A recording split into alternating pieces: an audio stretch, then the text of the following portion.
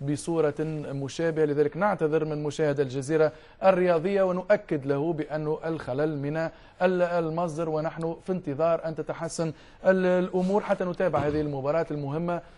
وكأننا نتمنى ان هي ما تكونش مقصوده، يعني نتمنى ان عدم وصول الصوره ما يكونش مقصود من ناحيه الكاميرون، لان احنا تعودنا في بعض الاوقات بتحدث في المباريات الكبيره، لان النهارده مباراه كره قدم بحجم هذه المباراه وباهميه هذه المباراه هي مصدر السعاده والشيء الوحيد والعالم كله يتابع هذه المباراة. يعني قنوات أوروبية كثيرة أيضا ستبث المباراة، لكن احنا معنا الحمد لله عندنا محامي الكاميرون اليوم. ايوه، الملايين حول العالم عبر الجزيرة الرياضية ايضا من الكاميرون اليوم.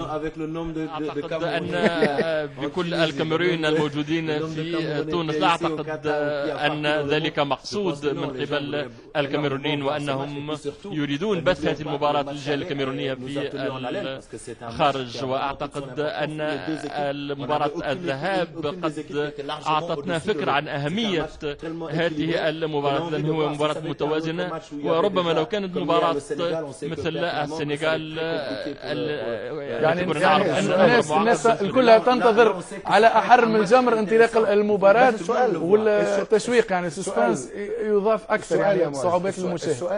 السؤال المهم هو اللي يوضح حقيقة هل مقصود عدم نقل المباراة ولا لا؟ هل المباراة منقولة على التلفزيون الكاميروني الأرضي؟